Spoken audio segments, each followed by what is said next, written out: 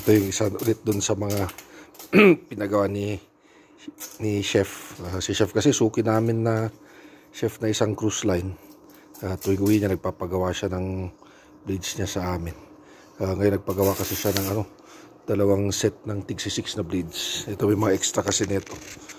Pinaalam na yun sa kanya na bebenta namin.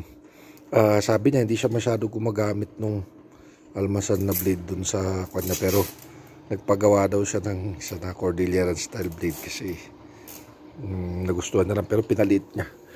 Ginawa niya to na ito 5-inch blade, 5-inch handle. Yan. Tapos pinaslim niya, require niya na 316 para pwede niya daw gamitin sa buto-buto. Tsaka makahiwa pa rin daw ng gulay, pero hindi niya daw to gagamitin kasi sa kung masyado more on fish and meat niya daw to gagamitin, kaya dito niya pinadesign. Yan. Pinaalam na yun sa kanya na ibibenta namin tong extra, kaya yan, pumayag naman si chef.